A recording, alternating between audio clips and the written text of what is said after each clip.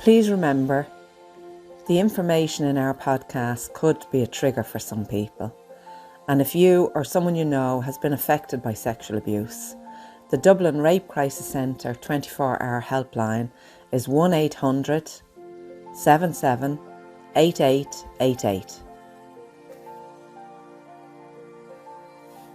Hello, I'm Joyce. I'm June. And I'm Paula. We're the Kavanagh Sisters, and we'd like to welcome you to our series of Count Me In podcasts, where we continue to shine a light on childhood sexual abuse and its impacts.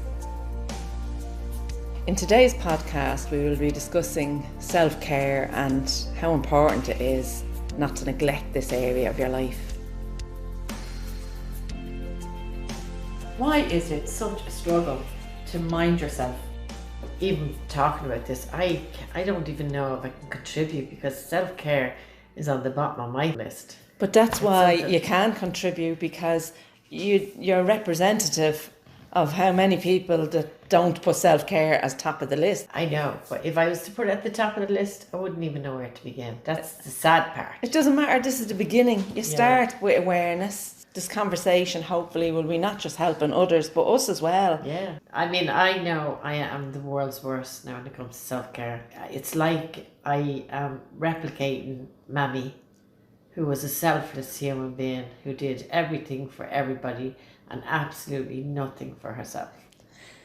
I totally agree. Now, I think we all have it. I have it. I've seen Paula do it, but I do think you win. Hands down. No, I do. Is there any time in your life where you felt that you actually did manage to look after yourself? Never. Ever. I'd love to lie about it, but no, I don't think so. You know, at the same time, I'd convince myself, like, I give a lot. It feeds my soul. So is that not a sense of self-care? No, that means you're doing it for a reason. There is something in it for you. But it doesn't mean that it's not abusing yourself. You're throwing yourself under the bus for others. It's completely selfless and it's very giving. The bit you need to concentrate on, like I'm a professional, the bit you need to concentrate on is what is it doing for you, and then see how you can give that to yourself without sacrificing, because you don't have to sacrifice yourself. No, and I don't feel I'm sacrificed. You know, this is the gas part of it. The problem is it's not an honest giving. I do it myself. That's selflessness. Do you want to lift somewhere? I'll get out of bed at 3 o'clock in the morning and pick you up, and it doesn't even faze me. It's not necessarily a really healthy thing to do, because you're given from a cup that's already empty, and the more you keep emptying that cup to give to other people, the more look at you. Like, I mean, look how unhealthy you are.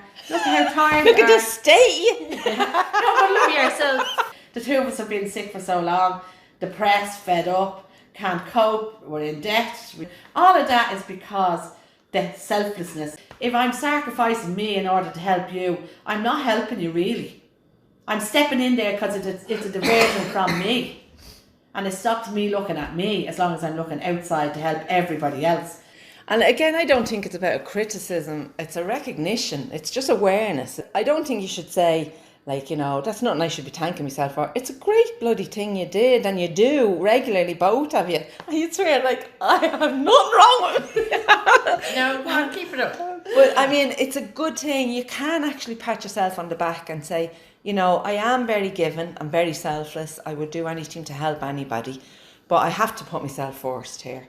You know, I can still help people, but from a stronger standpoint, from a much more healthy standpoint, where I'm take care of myself first, so that I have something to give. You know, you want to do better, you want to live better, you want to be better. Yeah. It is hard coming from our background, and it is hard because our main role model, female role model, was Mammy, who was the doormat. You know, and I have thought about this a lot. What would I do? Like, I don't know. I don't want to. Would you eat properly? Sleep properly? Stop smoking? Get healthy? Go for a walk? Like, there's 100 million things. Meditate. Take a relaxing half hour for yourself. Buy yourself something nice. The more you go inwards, the better you treat yourself, because you get much more connected with yourself and your needs. When you're continuously sick, it gets to the point where you wouldn't even recognise what feeling good is, because you're so used to feeling tired, run down, running on empty all the time. And it actually keeps you in a cycle Remember you discussed the disconnection. Yeah. And I think that would be a huge problem for me because I am so disconnected that a lot of the time I wouldn't be aware that I have a need to rest. That if you made a concerted effort to connect, to sit down, take a few deep breaths, check in with yourself, see how you feel. That simple little exercise would make a huge difference. Because it's about recognising your worth as well. I mean, Mammy was very selfless, but she had to die before we acknowledged how good she was and how selfless she was. And that's not a life. No, I know. Yeah, and she had no self-worth either. And she felt she was a burden and she was a waste of space and thick and stupid. She never moved past any of those emotions. I don't want to die like that. But it shouldn't be that difficult to look after yourself. No, but to do basic things to look after yourself, as in to eat properly or... Nobody told you to do that. The message we got was to take care of others. There wasn't an expectation when you were a woman to be anything other than a slave. We had to do the housework for the men, feed the men, take care of the men. You know what I mean? And you would have been told all along that your job was to look after the family. That was drummed into us as kids. It still amazes me of how much work still has to be done on my part. I'm still going, oh my God, like, come on. I feel sometimes I'm sitting there, it's the magnitude of stuff that still has to be done. It feels like I still have as much ahead of me as I have behind. But see, that could be a block. That would be like me, that it's just too big a thing to tackle even. So, just put that on the back burner, like. And I think that would be it for me because, often the kids say to me, what would you like? Well, actually, I don't know. What would you like to do? I don't know. I actually don't want anything. And then when they buy me things, and I said, Jesus, I really wanted it. I didn't even know I wanted it. Yeah. When I got it, I wanted it. Yeah. The way we grew up of being disappointed on a continuous basis, I think that stays in the background. When somebody says to you, what would you like? You're half afraid to say what you'd like, as if they don't get it for you, you're going to be disappointed. So it's much easier to think, actually, I really don't need that. I was pregnant on my first child and I was really sick and was having a hassle with my husband. And Mammy came into the room and I was crying. He was gone to work and she was saying, you learn, she said, like, they're all the same. You learn, if you don't expect anything, you'll never be disappointed. And I tell you, that makes good sense. Like, but you adopted that. I think we've all adopted a bit of that. Because I'm very aware, it's like a fear of being disappointed can stop me moving forward or asking for nothing. So then that's where you get that ultra from, I don't need anybody or anything and I can do it all on my own, which I really can't. But the one thing I'm learning, and particularly because the last year was so difficult, is I'm learning the benefits of actually stepping into my own body. But I was looking at something and it was about somebody treating this dog awful, like dreadful. And I connected emotionally with it. And that sounds stupid to most people, but I was so incapable of connecting with anything. I was delighted. I felt so bad after looking at something like that, because before I couldn't have felt anything. So I know it's those little things along the road that I'm connecting with, but they're so small, they happen over such a long period of time. It's hard to recognise that you're moving. And I watched a programme last night, I don't know if you ever watched that DIY SOS or something. And this lady, and she never asked for any help, she just plodded along. She was working all her life and she was a 7-year-old child that was really sick and had gone through the mill. And she had another son, but they had no space in the house and it's very seldom they could be as a family. But the nurse from the hospital put her forward for this. And if you saw what they did with the house, but it was her reaction to it. It was real, like, she didn't deserve this, and she's so now she couldn't put into words how grateful she was, and she genuinely was, but I sobbed my heart out now at how difficult it was for her to accept that all these people had pulled together and did something nice for her.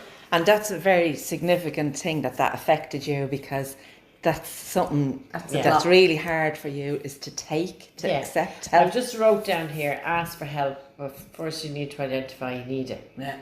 Because I would be thinking like that, no, I'm not going to burden people with this. Like my kids now are not kids anymore, they're adults, and they'd often come in and say, like, how are you?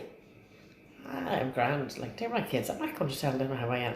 It's crazy like that. I'm cutting off any possibility of having A relationship. a But real also, relationship. you're showing other people how to treat you because of the way you treat yourself. Yeah. But not only that, you're demonstrating to your children What a that woman. it's not safe and it's not appropriate to ask for help or support Yeah. from the people who are closest to you. It's the vulnerability. Yeah. That's what it really is, hard, yeah.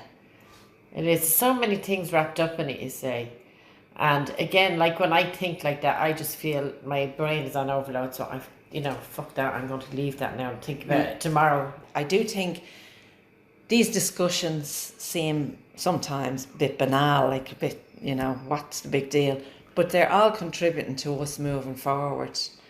And that's how it happens, the growth that has taken place within us. And we still need to do loads more work, I know that. Yeah. But it happens through these kind of conversations. And that's why it's so important to speak about your feelings, to discuss the difficulties you're having. And if you never discuss them, they're never going to get solved. Nobody's ever going to know. Yeah. They can't read your mind. But it is that over-reliance and thinking, I've done it all my life on my own, so why would I change it now? And realising there's actually benefits in changing now. They seem like such small things. Like me being upset at looking at something on Facebook. That seems like nothing to anybody else. But I know how huge that is, that I was able to connect with that. And I kind of think you have to decide that you want to change something, or nothing's ever going to change. Yeah. Like the way you're saying, you're talking about that, I'm disconnected.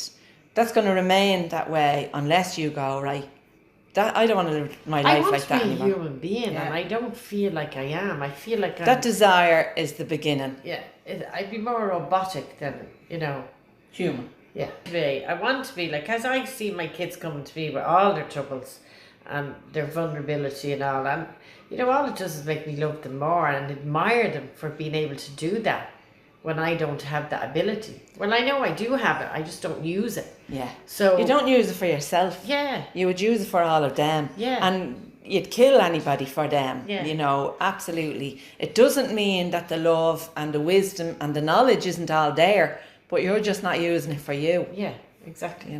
But if you want to, if you have a deep desire to and a dissatisfaction with the way things are now, it will happen. It just happens gradually because this is a lifelong learning.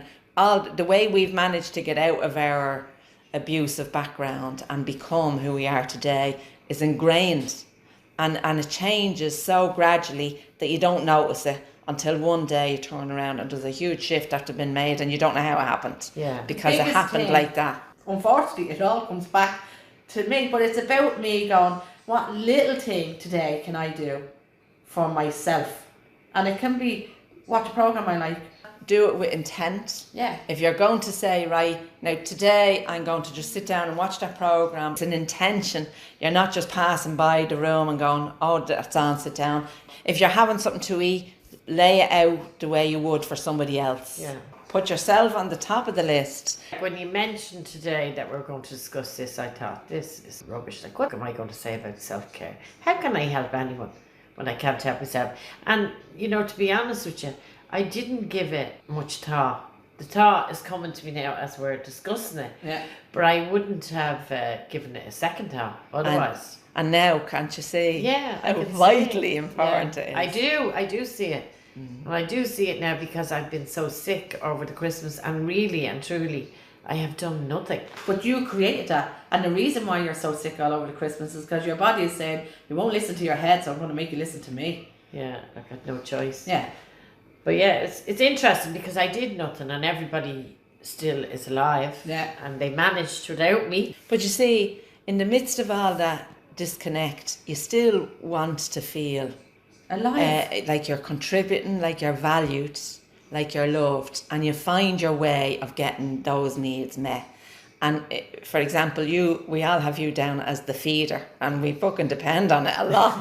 But you're so good at it. But at the same time, for you, for your soul, like that makes you feel valued, contributing, appreciated, loved. It doesn't mean that you have to stop that. God forbid you stop that. But it just means that you would do it for different reasons. It's the intention that's important. Well, I Right, tell you, wait. I love cooking, and I love experimenting with cooking. You can still have the cooking and the experimenting and the joy of it all, but not when you're after cooking 10 other meals. Not running yourself into the ground because I love this. I know what you mean. Yeah. I do know what you mean. And being honest, I wouldn't have gave it a second thought without this conversation. The last time we were talking as well, I remember saying I love watching reality programs, but I could never figure out why I really liked watching them. And it is because of the human Aspect. connection in it. You see people when they start off in these programs, they go in and their walls are all up and they're going to play the game and do it.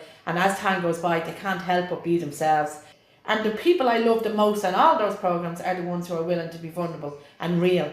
And you feel it, you connect with it immediately. Absolutely. But I think the reason why I like watching the programs is because that's the connection I want. Yeah. That ability to just be yourself and not be concerned about other people either liking or not liking you. Just to be yourself. To me, that's self-care, is recognising that's something I really need to work on. That's a challenge for me. But I actually need to do it. And you have taken a couple of steps, like that joining that dance class. That's a great thing. It's a brilliant thing, like, especially now. it's a huge step do it for on your you. own. Tell you now, when I went in the other night, I felt like a 2-year-old in that class. I felt like a child and I wanted to blend into the background, into the wall. And I stopped myself. And I really enjoyed the class. The worst thing about the night was at the end of the night, you do your floor exercises. But she gets everybody to sit facing the mirror and takes a selfie of everybody. I thought. And I kept trying to sit behind somebody and she kept saying, Paula, move out. This area isn't as bad for me as it is for you two. But I could be fooling myself and it could be just I found another way of doing it. I think when it comes to self-care, I'm a little bit better because I do take the time for myself. Like there are times I see a workload you have on or a workload you have on and I feel tired even thinking about it. But I actually just know when I'm tired, I can't do it. And I honour that now. And I think that's mostly down to meditation. If you look inwards, you have all the answers. We have to spend our whole life waiting for somebody to save us. Always thinking we weren't good enough. No matter what we tried, we felt we needed an expert to come in and help us. Just like a Dorothy out of The Wizard of Oz. We had the answers all the time. I know. What advice would you give to other people on how to take care of themselves? I'd say if they get anything out of this, it would be simply that it's a tough thing to do, but you do have to become conscious that it's so necessary, and the amount of people that would benefit if you looked after yourself. See, I would have seen that years ago as a selfish act, but when I look at how my family would benefit greatly if I was to treat myself the way I treat any of them, and that would be a good drive for me. You have to become conscious of anything before you can change it. This is not going to change overnight. No. But little steps all the time. And becoming conscious that I have a need. I don't even see that I need help because I'm so used to managing on my own. You reach out for help. But it's not even the help, and I know that is difficult for you. It's the doing it yourself, like putting yourself top of the list, and then you have so much more to give to others. Yeah. And I believe it comes from a belief that you're not worthy. Yeah. And I don't care how many times we've said that and mentioned it and worked on it. It's a still belief. there. Yeah. It's in the core. Yeah. And that you do have to become conscious and you have to tell yourself that you're worthy. It's about recognising that you attract the people in your life that feed your own self-belief. Very rarely we're strong enough to attract people who challenge us. Certainly not intentionally.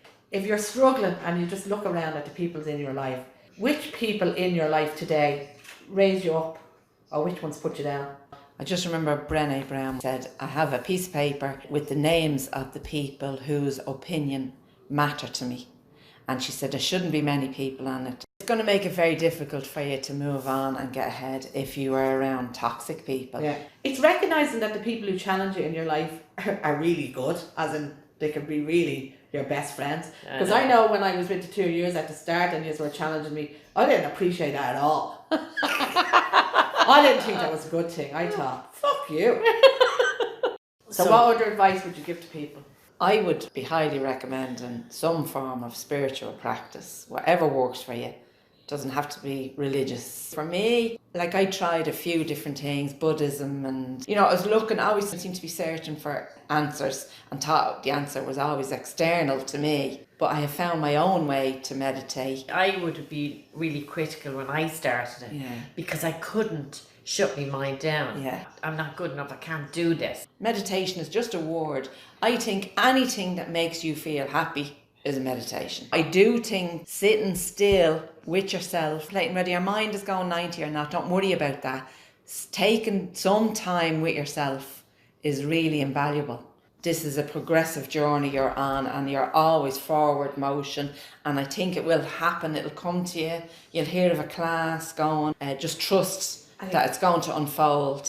And I do think you start trusting yourself, and when you start trusting yourself, that voice you hear in your head sometimes that you think is just you and your head and you're talking, you start listening to it and honouring it and taking guidance from it and knowing that you're in charge. A simple way of doing it is when you wake up in the morning, make a decision that today I'm going to do at least one thing that's for me. Yeah. Just one thing. And even make a decision to change one thought from a negative to a positive. Yeah. I had a jar on the table. Yeah. And every time I had a negative thought about myself, I'd just put in 1, 2, whatever. Just put in a piece of paper. And at the end of the day, take them out and say, Jesus, 50 odd. And they're only the ones you caught. Yeah. Yeah. I think another great tool is a gratitude journal. At the end of your day or the beginning of your day, if you can find one positive thing to start with, find something that was positive that happened in your day. It can be something as simple as somebody made you a cup of tea, or you made yourself a cup of tea and sat down and relaxed and had it. It doesn't have to be a big thing. Yeah. It's the little things that count. Yeah, gratitude is just fantastic, yeah. And maybe saying no sometimes might be a good thing, self-care wise, that if somebody asks you for something or to do something or to go somewhere, think about it. And if you're too tired or you don't want to do it, say no. Yeah. Whatever you do, it's important that none of it is given out to yourself. Yes. None of it is making you wrong for whatever you're doing right now. You're doing your best. You just make a decision that you want to do better. Yeah. Thanks for listening. Hopefully some of the information we have shared will resonate with you. This will give you a deeper understanding of yourself, plus allow you to move into a space where you can show compassion to yourself. Please know that no matter how you feel or how you reacted to the abuse, it was normal. We are hopeful and optimistic that those in any position of power to bring about change will be moved into action, so we can finally eradicate childhood sexual abuse. So please spread the word and share the information. Thank you. The decision to heal from childhood sexual abuse places you on the most important journey of your life. You're in charge of this journey. Only you know what works for you and what doesn't. It takes as long as it takes, because there's no rushing it and there's no faking it. You have to feel it. And just as the ripple of pain that you're in goes out and impacts all of those around you, so does the healing. And the more you heal, the more everyone around you benefits from your healing. You've been listening to the Kavanagh Sisters Count Me In podcast. You can contact us on Facebook, Twitter or Instagram, or directly at thekavanaghsisters@gmail.com. We would like to leave you with a quote that you can take with you throughout your day. Try spending some time alone every day, even if it's only 5 minutes. Just sitting alone, quietly, taking deep breaths, checking in with your body. See if there's any pain or tension, or if you're even tired.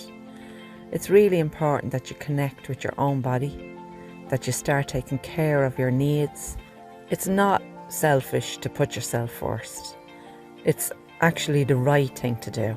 It's about loving yourself and knowing that we all hold equal value.